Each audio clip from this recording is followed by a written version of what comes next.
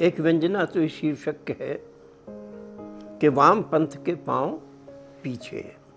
जो पांव वाम पंथ के जो पांव आगे बढ़ रहे थे वो आगे नहीं बढ़ रहे हैं। वो अनेकानेक कारणों से, जिनमें उनकी अपनी मूर्खताएं और जड़ताएं भी शामिल हैं, उसके कारण उसके पांव पीछे हट रहे हैं।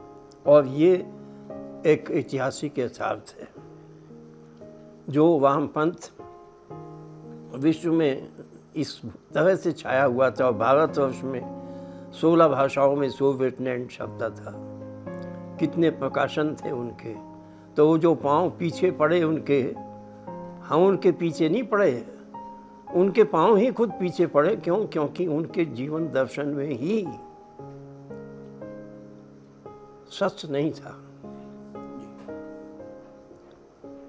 कबीरदास ने समानता को लेकर के एक शब्द दिया, शीतल समता होए।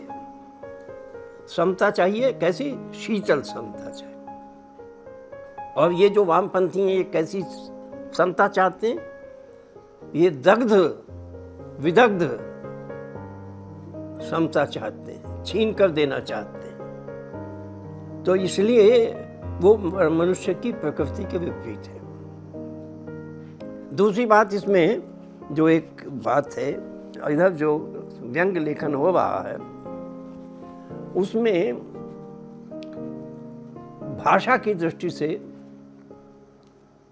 एक तरह का की असामाजिकता आ रही है। मैं शब्द का प्रयोग कर रहा हूं, नाम नहीं लेना चाहता मैं, लेकिन आप जानते हैं कुछ बड़े नामधारी व्यंग्यकार जिनकी भाषा में निहायत अश्लील गाली गलौज और कहते बोल्ड लेखन। तो वामपंथ के पांव पीछे का लेखक प्रकाश शर्मा उस व्यक्ति का लेखक नहीं है। उसने भाषाई शील की रक्षा की है, और इस रक्षा के पीछे जो कुछ भी उसने जिसकी जो उसकी अप्रोच है, उसकी अप्रोच में जो भारतीय जीवन दृष्टि के जीवन मूल्य है, उन मूल्यों के क्षरण के प्रति चिंता है। देखिए, दो बातें होती हैं कि एक तो हम ताना मारे,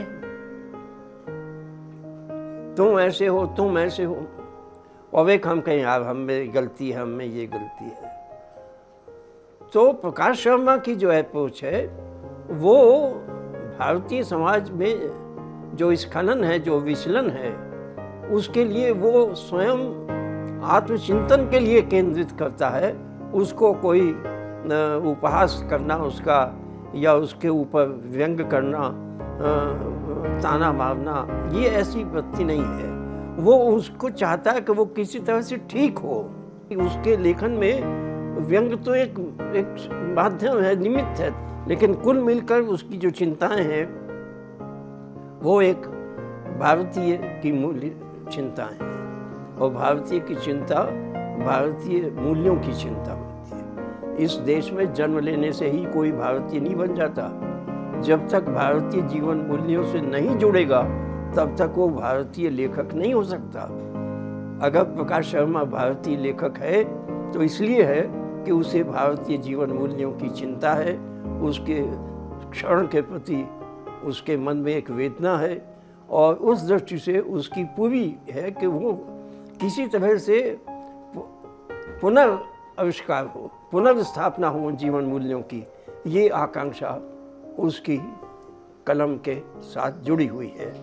मैं समझता हूँ कि जो कुछ भी आज व्यंग के नाम पर लिखा जा रहा है, उससे बिल्कुल ही एक नया पता, जिसको आप कहते हैं एक न्यू एड्रेस, ये किताब के साथ हमारे सामने आती है। और इसमें बार बार अक्ल की शक्ल कैसे बिगड़ जाती है और शक्ल की अकल कैसे बिगड़ जाती है, ये सब चीज़ें इसमें आपको देखने को मिलेंगी। और मैं प्रकाश के आयुष्य की और श्रेयस की कामना करता हूँ, और वे और अच्छा लिखें, और जिस काम में वो लगे हैं दृश्य और श्रव्य को मिलाने की जो उनकी योजना है, उस योजना में वे सफल हों, यही शुभकामना मेरी उनके साथ है।